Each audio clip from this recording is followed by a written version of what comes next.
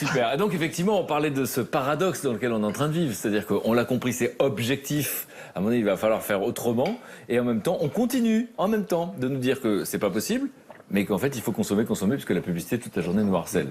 Et donc, il y a des gens que ça a révolté. Et tu disais, en Angleterre, Brigitte, qu'il y a eu une idée, finalement, pour qu'on arrête de nous harceler avec cette publicité. Une idée rigolote.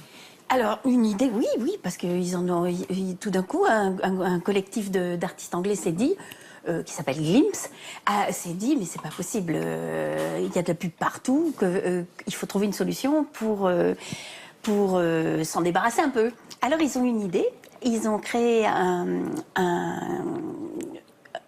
je sais pas comment on appelle ça, enfin ça s'appelle CATS. Ils ont fondé une association qui s'appelle CATS et qui leur permet... CATS comme chat. Comme chat. Mais t'es pas obligé de le retenir, tu peux le lire. CATS, c'est un sigle qui veut dire quoi? Alors ça veut dire, en français, le service des citoyens qui veulent s'emparer de la publicité. Ok. Et en anglais? Qu'est-ce que ça veut dire? On rigole un peu. Oh non, je n'aime pas qu'on se moque de moi. Alors l'idée, c'est de remplacer donc les pubs par des photos de chats. C'est-à-dire, montre-nous. Alors je vais vous montrer. Alors voilà. Chaque fois qu'il y a une pub, que quelqu'un a payé pour la Alors, pub. alors ça se passe. Ils ont fait ça dans le métro de Londres, dans une station qui s'appelle Clapham Common. Et dans ce métro, alors c'est ce monsieur qui a eu cette idée, il s'appelle James Turner. Et alors... J'adore comment ça s'appelle. Je suis l'assistant iPad, ne bougez pas. Mais c'est marrant, Je fais ma Annie Fougeot. ça marche avec tout le monde sauf avec toi. Non mais moi non plus. Vas-y. Moi non plus, ça. Voilà, alors ça, ce sont les couloirs de Clapham Common qui sont, voyez, vous avez cette dame, il y a des photos de chats partout, et les passants font des selfies avec dans les couloirs du métro. Et donc c'est un mouvement de protestation, évidemment. J'en ai marre. Vas-y, tranquille. Et même les chiens, les bestiaux, regardent les petits chats, c'est pas mignon ça attire tout le monde, voilà. Mais non, c'est amusant, c'est-à-dire qu'en fait c'est vraiment un mouvement de protestation. C'est un mouvement de On nous dire qu'il y a une protestation. double injonction, hein. Il faut consommer moins et on nous dit de consommer plus. Voilà. Et ils ont mis un peu d'humour, et ces histoires de chats, c'est que le mouvement est reconnaissable. Oui, bien sûr. Et en plus, ça paraît dérisoire, hein, ça paraît un peu stupide de faire ça. Eh ben, pas du tout, parce qu'il y a un message derrière. Le message, c'est de nous faire réfléchir en se disant, mais finalement, la publicité, ça nous casse les pieds, ça nous pousse à dépenser tous nos sous, à surconsommer. Et voilà. Alors, Et ce qui est marrant, c'est que les affiches, ça coûte cher. Comment ils ont trouvé les sous? alors justement, ils ont fait une campagne de crowdfunding. Il m'attendait au virage. Je l'ai dit. Je te vois avec ton... Crowdfunding, on traduit comment, Tom? C'est le financement participatif. Voilà. Financement. Tu peux te sauver avec cette formule aussi. Oui, mais, Donc c'est sur Internet, on demande. Tu allais me le demander, je te connais. On demande aux gens, finalement, sur Internet, est-ce que vous voulez financer cette action? Voilà. Et les gens participent à l'action. Exactement. C'est-à-dire s'ils ne sont pas les seuls à être en colère. Et il y a eu contre ça. 683 internautes qui ont participé. Ils ont quand même récolté 27 000 €. J'ai dit en euros, hein, parce que ça fait 24 000, je crois, en livres. D'accord. Juste pour que le mouvement existe. Évidemment, on en parle dans le monde entier, grâce à Internet, et ça fait réfléchir des gens. Réaction. Alors moi, je trouve que c'est une bonne idée.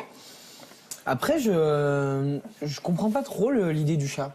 Pourquoi le chat? Ah oui, ça c'est clair. Pourquoi Non, mais le pourquoi- chat, tu sais, c'est un carton sur Internet. Il y a les plus grosses vidéos, oui, les vidéos les plus exactement. regardées sur YouTube. Sur, Non, sur un YouTube, on site. peut le dire. Ah oui. Bah, de toute façon, il n'y a que. Non, il y a Dailymotion aussi, le français. D'accord. Eh bien, ce sont les vidéos de CatLol, donc les vidéos qui tombent, qui font n'importe quoi, dont on peut rigoler en fait. Les vidéos les plus regardées dans le monde sur Internet, Ouais, le trafic, c'est c'est les des vidéos. milliards de vidéos, ce sont des vidéos de chats. Oui. C'est venu de là, en fait. Bah, je Oui, pense. et puis, il y a quand même une idée derrière. Parce que ces chats, tous ces petits chats qui sont là, qu'on Enfin, voit qui plus, était là. Qui était et ben, tous ces petits chats, ils font partie, les 3/4, ils font partie de la Cats Protection, qui est le La SPA pendant de la anglaise, SPA anglais.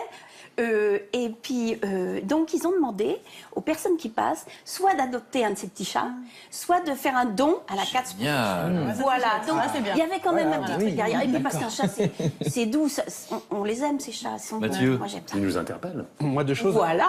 La puissance du chat depuis l'Égypte ancienne est toujours vérifiée sur YouTube. Hein. Et surtout, les Belges ont balancé des chats à un moment donné pendant les attentats à Bruxelles, juste pour dire ne pas céder à la panique. Et donc, ils se sont balancés des chats pour occuper les gens de manière... Pour apaiser? Pour apaiser les gens, exactement. Tu veux dire sur Internet? Ouais. Donc, le chat a un pouvoir sur vrai, l'humanité incroyable, vu vrai. comment on est complètement docile à son endroit. C'est pour ça qu'il y a un chat dans cette maison qui se cache quand il y a du monde, Priscilla qui est par là, et qui m'appelle à chaque fois que je la vois. Priscilla. Je l'appelle, c'est d'un italien qui me l'a offert, donc on dit Priscilla.